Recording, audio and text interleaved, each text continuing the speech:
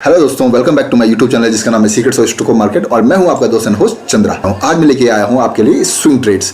तो swing trades मैं काफी सारे देने वाला हूं आपको, यानी 9 से 10 स्विंग ट्रेड्स होंगे। तो काफी लंबा वीडियो होने वाला होगा। आपको क्या करना है, आपको बिना स्किप किए पूरा वीडियो अंत तक देखना है, क्योंकि इनमें जो स्विंग स्टॉक्स हैं कभी भी हमें एंट्री मिल सकती है और काफी अच्छी एंट्री मिल सकती है। काफी ज्यादा रिसर्च करने के बाद मैंने ये स्विंग स्टॉक्स सेलेक्ट किए हैं आपके लिए।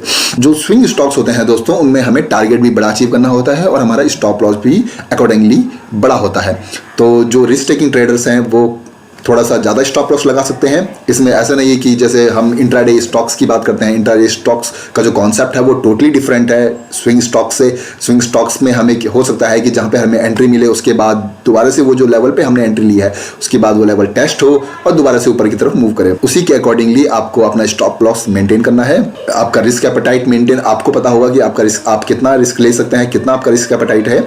और जो टारगेट होने वाले हैं वो भी मैं आपको बड़े टारगेट देने वाला हूं, लेकिन मैं टारगेट मेंशन नहीं करूंगा आपको कि कितने टारगेट। क्योंकि टारगेट आप कैसे अचीव करेंगे, टारगेट आप स्टॉप लॉस ट्रेल करके चलेंगे। और स्टॉप लॉस ट्रेल करने के साथ आपका ये होगा कि हो सकता है वो जब जहां पे आप एग्जिट करने की सोच रहे हो वो स्टॉक और आगे तक जाए और आपको ज्यादा से ज्यादा मैक्सिमम प्रॉफिट आप अचीव कर सकते हैं स्टॉप लॉस ट्रेल करके, क्योंकि स्विंग स्टॉक्स जो है वो काफी लंबा भाग सकते हैं। शुरू करते हैं पहले स्टॉक से। पहला स्टॉक है हमारा अदानी ट्रांसमिशन। अदानी ट्रांसमिशन की बात करूं, पहले अदानी ग्रुप की बात करता हूं। अदानी पावर, अदानी एंटरप्राइजेस, आपने देखा था ऑलरेडी बहुत बड़े ब्रेकआउट दे चुके हैं। 5% अदानी एंटरप्राइजेस भागा है और 10 से 15% अदानी पावर भागा है। अब अदानी के बाकी शेयर्स की भी बारी है जो नहीं भागे हैं। अदानी ट्रांसमिशन ऑलरेडी एक ब्रेकआउट लेवल पे खड़ा है। मैं आपको ब्रश से मार्क करके दिखाता हूं। यहाँ पे आप देखेंगे ऑलरेडी एक मार्केट इससे ऊपर नहीं जा पाया, फिर अगेन इससे रेसिस्टेंस लिया, इससे रेसिस्टेंस लिया।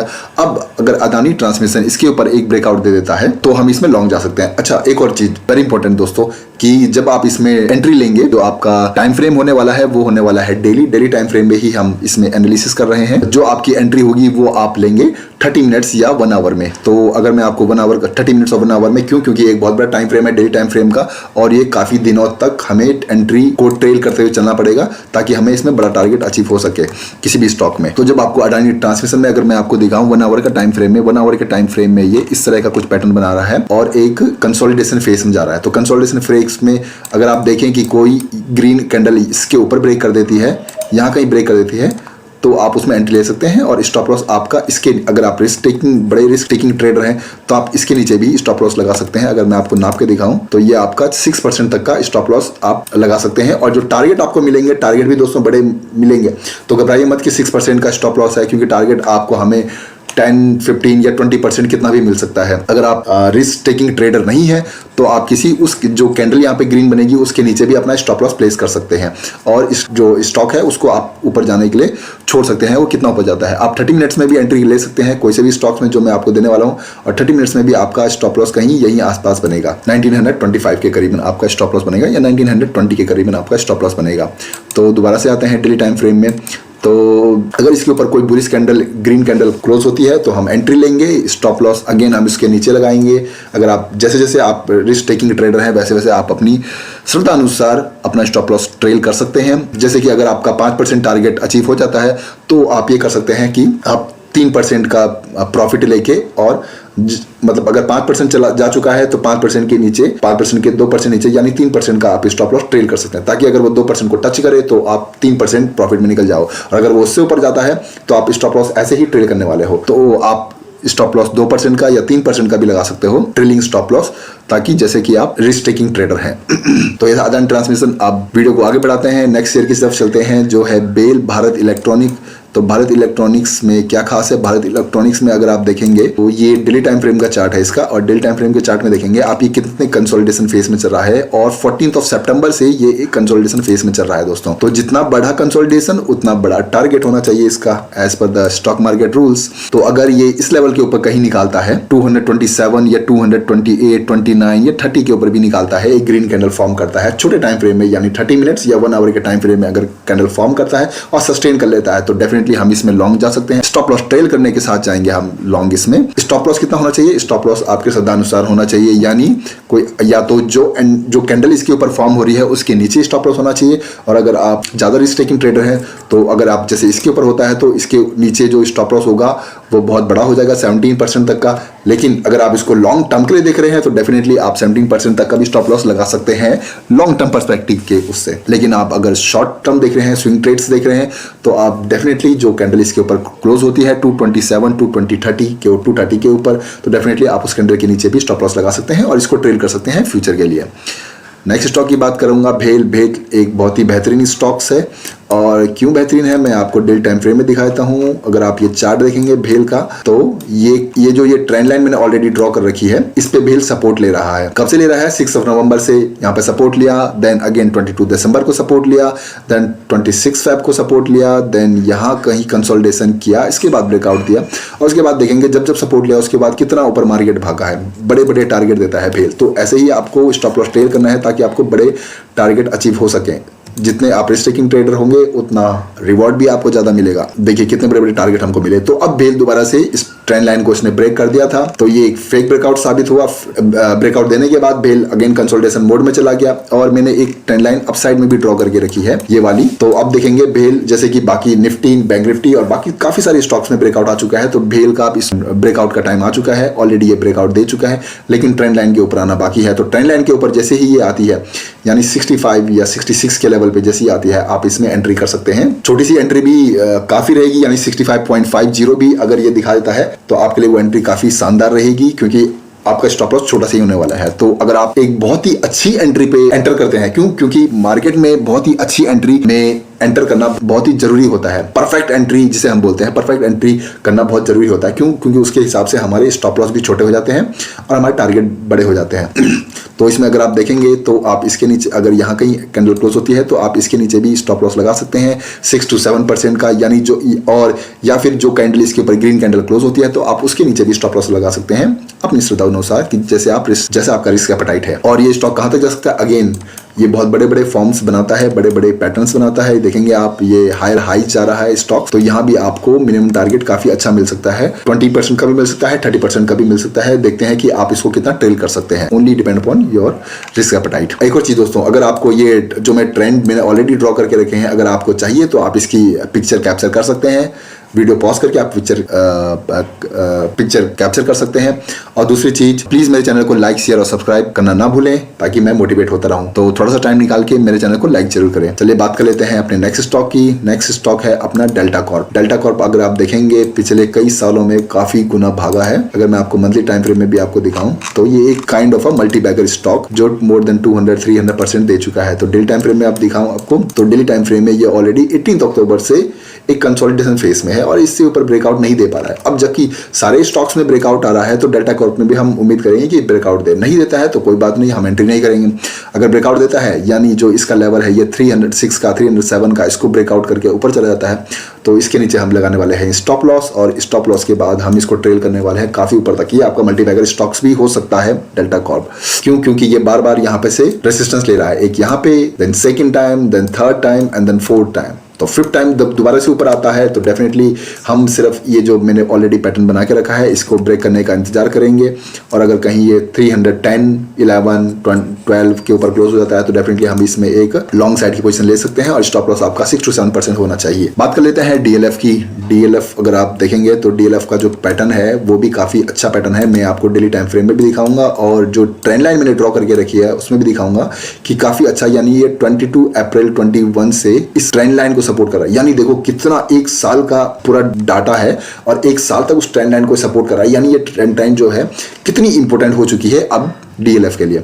अब सेकंड जो ट्रेंड लाइन मैंने ड्रॉ करके रखी है वो इसलिए करके रखी है कि डेली टाइम फ्रेम की जो ब्रेकआउट लेवल की ट्रेंड लाइन है कि बैंक निफ्टी सब में ब्रेकआउट आ रहा है, तो सारे स्टॉक्स में हम ब्रेकआउट लेवल ढूंढ रहे हैं। तो अगर डीएलएफ देखेंगे, अगर आप ये ऊपर गया था यहाँ से और ये दोबारा से इसमें से एक तरह से रिटेस्ट करने आ रहा है, तो अगर डीएलएफ अगर आपको यहाँ कहीं आसपास मिल जाता है या इसके ऊपर अगर ये क्लोज दे देता है जो ये 422 का लेवल है, या अगर ये यहाँ तक दोबारा से रिटेस्ट करने आता है इस ट्रेंड लाइन तक, जो ये नीचे वाली ट्रेंड लाइन दी है मैंने, इसके ऊपर आता है तो और भी अच्छा हो जाएगा। क्योंकि अगर ग्रीन कैंडल फॉर्म होती है तो हम इसके नीचे स्टॉप लॉस लगा देंगे और इसको छोड़ देंगे लंबा जाने के लिए। उससे होगा क्या, हम इसको, हमारे पास स्टॉप लॉस छोटा सा होगा और हमारा रिवॉर्ड बहुत ज्यादा होगा परफेक्ट एंट्री के साथ। फिर हम इसमें काफी बड़े टारगेट अचीव कर सकते हैं और स्टॉप लॉस हम उसको ट्रेल कर सकते हैं काफी लॉन्ग। अब बात कर लेते हैं नेक्स्ट स्टॉक की। नेक्स्ट स्टॉक है हमारा गोदरेज प्रॉपर्टीज। तो गोदरेज प्रॉपर्टीज में आपको दिखाऊंगा मैं काफी जो रिसर्च करने के बाद मैं सारे स्टॉक्स लेके आया हूं आपके लिए, ताकि आप इसमें किसी में भी दोस्तों एंट्री मिलती है आपको, आप घुस सकते हैं, बशर्ते आपका स्टॉप लॉस डिफाइंड होना चाहिए, आपका टारगेट आप स्टॉप लॉस ट्रेल करते चले, आपका टारगेट ऊपर ऊपर ऊपर ऊपर बढ़ना चाहिए और स्टॉप लॉस के पीछे पीछे चलना चाहिए। तो स्टॉक्स में है आपके लिए रिसर्च लेके आया हूँ, काफी मेहनत लगती है इसमें, क्योंकि एक एक स्टॉक्स को देखना, देन उसमें ट्रेंड एनालाइज करना, उसमें ये सारे टेक्निकल टूल्स लगाना, देन वीडियो बनाना और सब कुछ बताना आपको, और हो सकता है कि उसमें एंट्री मिस हो जाए आपसे। तो प्लीज प्लीज ये जो मैंने लेवल्स बताए हैं ये नजर में रखिएगा। ये सारे स्टॉक्स की आप मतलब वॉच लिस्ट में ऐड कर सकते हैं और इन पे नजर रख सकते हैं कि जब जब आपको एंट्री मिलेगी आप उसमें एंटर कर सकते हैं। हो सकता है कि किसी में कल एंट्री मिले, किसी में परसों मिले, किसी में 10 दिन के बाद भी मिले, क्योंकि कुछ स्टॉक्स देखेंगे आप अभी ट्रेंड लाइन से ऊपर है। तो ये है गोदरेज प्रॉपर्टीज। गोदरेज प्रॉपर्टी भी बार बार इस ट्रेंड लाइन से सपोर्ट ले रहा है और मई 20 से, तो ऑलरेडी ये 1.5 साल से ऊपर का टाइम हो चुका है गोदरेज प्रॉपर्टी में, और इस लेवल टकराने के बाद ये काफी ज़्यादा भागता है। तो अभी इसके आसपास खड़ा है, अभी एक कंसोलिडेशन में चल रहा है। तो अगर कहीं ये इस पे टच हो जाता है, यानी सिर्फ जो लेवल है हमारे ट्रेंड लाइन का वो 10% ही दूर है, तो अगर कहीं मार्केट में गिरावट आती है और ये गोदरेज प्रॉपर्टीज 10% टच हो जाता है इसमें, इसके बाद हमें डेफिनेटली बहुत ही भयंकर एंट्री मिल सकती है। स्टॉप लॉस छोटा सा अगेन, क्योंकि एक बार भी इसने इसको ब्रेकआउट नहीं किया है, स्टॉप लॉस छोटा सा होगा और इसमें एंट्री। एक और खास बात दोस्तों, अगर आप एंट्री लें और उसके बाद आपका स्टॉप लॉस हिट हो जाता है तो घबराइए मत, स्टॉप लॉस से पैसे जाते जरूर हैं और आते भी हैं। आपको दोबारा एंट्री मिलेगी तो आप दोबारा से उसमें एंटर कर सकते हैं, क्योंकि कई बार ऐसा हमारे साथ होता है कि हम स्टॉप लॉस जो लगाते हैं वो जब मार्केट में लिक्विडिटी के कारण, मार्केट में फ्लक्चुएशन के कारण हमारे स्टॉप लॉस हिट हो जाता है। तो अगर हिट हो जाता है तो कोई बात नहीं, आपको दोबारा से एंट्री मिलेगी। मैंने कई सारे ऐसे स्टॉक्स देखे हैं, कई सारी बार एक्सपीरियंस किया है कि स्टॉप लॉस टच करने के बाद दोबारा से शेयर प्राइस जो है वो उसी दिशा में मूव कर देता है जिस तरह में हमारा व्यू था। तो अगर आपका स्टॉप लॉस टच भी हो जाता है, डेफिनेटली आप दोबारा से एक ग्रीन कैंडल में एंट्री कर सकते हैं दोबारा से अपसाइड का मूव देखने के लिए। तो घबराने की जरूरत नहीं है, अगर स्टॉप लॉस होता है तो it's a part of a game, it's a part of a stock market. तो गोदरेज प्रॉपर्टी में भी मैंने आपको बता दिया कि अगर ये 10% नीचे जाता है यहाँ से और उसके बाद यहाँ पे आज या कल या कभी 1 महीने के बाद भी हो सकता है कि ये ऊपर चल जाए और यहाँ से कहीं रेसिस्टेंस लेने के बाद नीचे आए, तो डेफिनेटली आपके लिए ये जो ट्रेंड लाइन है ये काफी अच्छी होने वाली है। मैंने ऑलरेडी ड्रॉ करके रखी है। तो जो ट्रेंड लाइन का लेवल है वो है अराउंड 1714 का, तो 14 के करीबन आप इसमें एंट्री ले सकते हैं एक ग्रीन कैंडल बनने के बाद, और स्टॉप लॉस आपका ग्रीन कैंडल के नीचे होना चाहिए। नेक्स्ट बात कर लेते हैं HCL की। HFCL का जो चार्ट है ऑलरेडी ये एक ब्रेकआउट लेवल पे खड़ा है। अगर आप देखेंगे ये 1-2 टाइम्स यहाँ पर उसने रेसिस्टेंस लिया, देन 3 टाइम्स यहाँ पर रेसिस्टेंस लिया। ये डे टाइम फ्रेम की बात कर रहा हूँ दोस्तों, यहाँ पे दो बार दिन में 2 बार लिया, देन अगेन यहाँ पे लिया। अब अगर कहीं ये ब्रेकआउट कर देता है डेफिनेटली इस लेवल को, जो ये 91 या 92 का लेवल है, डेफिनेटली हम इसमें लॉन्ग जा सकते हैं। 92, 93 का आप जब इसमें हॉरिजॉन्टल लाइन खींचेंगे तो आपको ऑलरेडी ये जो एंट्री पॉइंट है ये पता चल जाएंगी, और इसके बाद आप इसमें 93, 94 के ऊपर अगर एक कोई कैंडल क्लोज करता है तो डेफिनेटली आप इसमें छोटा सा स्टॉप लॉस ट्रेल करके, यानी कैंडल के नीचे ही स्टॉप लॉस लगा के आप उसको लंबा जाने के लिए छोड़ सकते हैं। और क्योंकि अगर आप देखेंगे पास्ट में इसने काफी अच्छी रिटर्न बना के दी है। अगर आप 20 से बात करेंगे तो 20 से ऑलरेडी 700 रिटर्न बना के दी है, तो बहुत ही बेहतरीन मल्टी बैगर साबित हुआ है HFCL, और दोबारा से ऊपर जाता है तो दोबारा से इसमें ऊपर के लेवल ही अच्छे खासे दे सकता है। बात कर लेते हैं IOC की, यानी इंडियन ऑयल कॉर्पोरेशन की। कुछ स्टॉक ऐसे हैं दोस्तों जो अभी हो सकता है कि इनमें आपको एंट्री 10 दिन 15 दिन के बाद मिले, तो और भी अच्छा है, आपको काफी टाइम मिल जाएगा कि सारे स्टॉक्स में एंट्री आपको एक ही दिन में न मिले, अलग अलग दिन में मिलेगी, तो अलग अलग स्टॉक्स में आप एंट्री कर सकते हैं। तो IOC को मैं आपको दिखाता हूँ डेली टाइम फ्रेम में। IOC अगर आप देखेंगे तो ये ऑलरेडी बार बार इसमें सपोर्ट लेता है इस ट्रेंड लाइन में। 28 सितंबर को 20 को 1.5 साल के करीबन हो गया है और बार बार इसमें सपोर्ट लेता है काफी लंबे, फिर ये पैटर्न बनाता है, हायर हाइज बनाता है, दोबारा से स्किप में आता है। यहाँ पे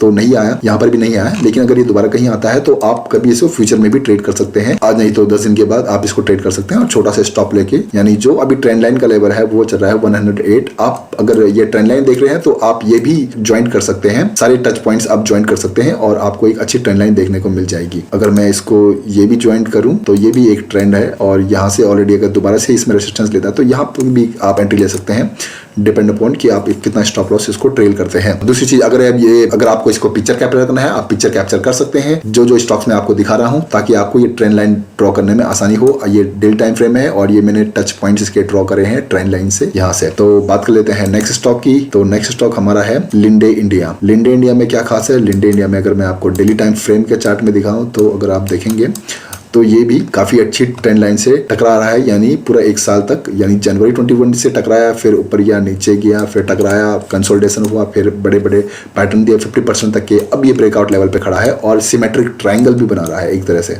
तो अगर ये यहाँ से ब्रेकआउट देता है और ये हॉरिजॉन्टल लाइन भी सपोर्ट है इसका, ये सपोर्ट, ये सपोर्ट, ये सपोर्ट, ये सपोर्ट, ये सपोर्ट है, या रेसिस्टेंस कह लीजिए। सपोर्ट रेसिस्टेंस सेम चीज होती है, अगर नीचे से ऊपर जा रहा है तो रेसिस्टेंस और ऊपर से नीचे जा रहा है तो सपोर्ट।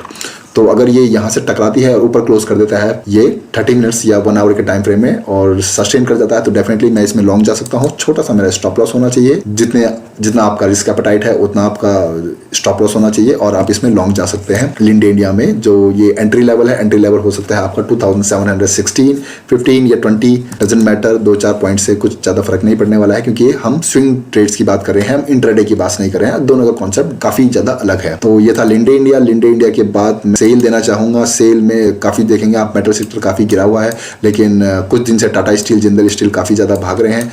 तो हमें उम्मीद है कि काफ़ी सारे मेटल स्टॉक्स जो गिरे पड़े हैं वो भी भागना चाहिए। ब्रेकआउट लेवल पे ऑलरेडी सेल खड़ा है, तो सेल को अगर आप देखेंगे मैंने ऑलरेडी ट्रेंड लाइन ड्रॉ करके रखी है। यहाँ पे से काफ़ी बार उसे रेसिस्टेंस मिला है, 1 टाइम, 2 टाइम, देन 3, 4, देन काफ़ी बार यहाँ पे, देन यहाँ पे फेक ब्रेकआउट आया था, देन यहाँ पे। तो अब अगर ग्रीन कैंडल क्लोज होती है 30 मिनट्स या 1 आवर के टाइम फ्रेम में, तो डेफिनेटली हम इसमें लॉन्ग एंट्री जा सकते हैं। स्टॉप लॉस आपका छोटा सा ही होना चाहिए। अगर आप लॉन्ग टर्म के पर्सपेक्टिव से देख रहे हैं तो थोड़ा सा लंबा आप स्टॉप लॉस ले सकते हैं। अगर आप शॉर्ट टर्म के लिए देख रहे हैं तो आप जो कैंडल क्लोज हो, अगर वो बहुत ज़्यादा बड़ी नहीं है तो आप उसके नीचे भी स्टॉप लॉस ट्रेल कर सकते हैं स्विंग ट्रेड के लिए, और काफ़ी अच्छे आपको टारगेट अचीव हो सकते हैं। मे बी 20%, मे बी 30%, या हो सकता है कि यहाँ से कोई स्टॉक मल्टीबैगर बन जाए, क्या पता, किसने देखा है। और लास्ट स्टॉक में आपको देने वाला हूँ 10 लाख के बारे में। मैं आपको बताता हूँ 10 लाख ऑलरेडी मल्टीबैगर स्टॉक्स है। खास बात ये है 10 लाख के बारे में, क्योंकि जब ये ऊपर जाता है तो उसके बाद कंसोलिडेशन करता है, देन अगेन ऊपर जाता है और ऊपर भी करीबन 30 to 40% जाता है, फिर कंसोलिडेशन करता है, फिर ब्रेकआउट आता है, फिर कंसोलिडेशन करता है। तो अभी ये कंसोलिडेशन ये उसने तोड़ चुका है। तो हमारी जो परफेक्ट एंट्री हो सकती थी वो इस कैंडल में हो सकती थी, यानी 13 जनवरी 2020 को। मेरी नज़र आज ही पड़ी, क्योंकि आज ही मैं रिसर्च कर रहा था और आज मेरी नज़र पड़ी कि हम इसमें बेस्ट एंट्री ले सकते थे। तो ये होता है दोस्तों फ़र्क बेस्ट एंट्री लेने का। अगर आप इस कैंडल में कहीं एंट्री करते तो आपका स्टॉप लॉस इसके नीचे ही होता, यानी आपका जो स्टॉप लॉस होता वो होता अराउंड 6% तक का स्टॉप लॉस होता आपका, 6.5, और आप इसको छोड़ते ऊपर के लिए तो अभी तक आपको अचीव हो जाते, इसमें ऑलरेडी 5% तक के टारगेट अचीव हो जाते। फिर आप इसको स्टॉप लॉस को ट्रेल कर सकते थे, इसके नीचे लगा सकते थे, और फिर ये जहाँ तक जाता आप इसको ट्रेल करते हुए चलते, तो जितना प्रॉफिट आता जाता वो आपका, क्योंकि आपके अकाउंट में प्रॉफिट आना चाहिए। जैसे कि हिमेश रेशमिया में कहता था कि मुझे तेरे घर में रोटी चाहिए, रोटी, उसी तरह आपके अकाउंट में प्रॉफिट आना चाहिए, चाहे वो छोटा सा आए, क्योंकि स्टॉप लॉस ट्रेल से यही होगा कि आपका छोटा प्रॉफिट आता रहेगा, पैसा आना चाहिए, बस पैसा आना चाहिए, ताकि हमारी जो रिस्क टेकिंग एबिलिटी हो वो काफी ज्यादा हमारी इंक्रीज हो जाए और हम बड़े बड़े रिस्क भी ले सकें। तो इसलिए आपके अकाउंट में पैसा आना चाहिए स्टॉप लॉस ट्रेल के साथ। तो ये जो स्टॉक जो थे मैंने स्विंग ट्रेडिंग के दिए आपको। तो होप आपको ये वीडियो पसंद आई होगी स्विंग ट्रेड्स की। अगर पसंद आई है तो प्लीज प्लीज प्लीज कंजूसी मत कीजिए, मेरे लाइक बटन को दबाइए, चैनल को सब्सक्राइब करिए और दोस्तों के साथ शेयर करें, और अपने मीनिंगफुल कमेंट्स जरूर डालें कि आपको और किस टॉपिक के ऊपर वीडियो चाहिए, क्योंकि काफी सारी रिक्वेस्ट आ रही थी कि स्विंग ट्रेड के ऊपर वीडियो बनानी है, इसलिए मैंने ये स्विंग ट्रेडिंग का वीडियो बनाया आपके लिए। काफी मेहनत करी, मेरा पूरा का पूरा दिन लग गया सारे स्टॉक्स सर्च मारने में, एंड देन उनको वॉच लिस्ट में ऐड करने में, देन एनालिसिस करने में, तो थोड़ा मेहनत लगती है। तो थोड़ा तो मैं डिजर्व करता हूँ कि आपका मोटिवेशन मुझे मिले, और मोटिवेशन से दोस्तों बहुत खुशी मिलती है कि आपका प्यार मिल रहा है, और थैंक यू वेरी मच। आप मेरे चैनल को लाइक कर रहे हैं, सब्सक्राइब कर रहे हैं और मुझे इतना सारा प्यार दे रहे हैं। तो तब तक के लिए दोस्तों हैप्पी ट्रेडिंग। ऐसी वीडियो के साथ दोबारा आऊँगा आपके पास। नमस्कार।